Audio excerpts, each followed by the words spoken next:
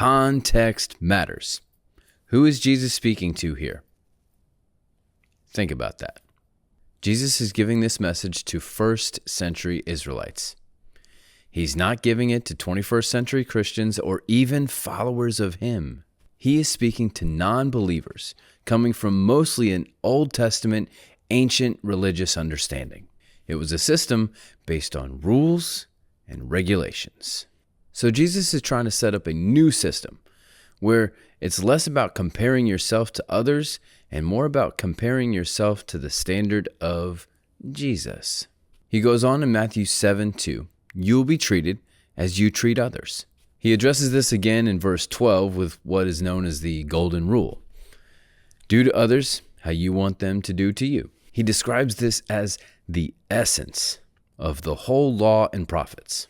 Now pause this and read through verses 3 through 5 for a nice visual example.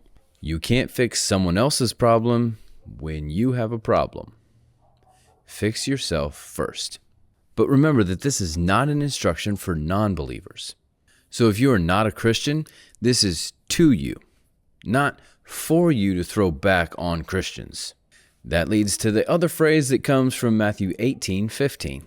If another believer sins against you. So, this is how to conduct yourself as the church. Not the building, but as a community of believers.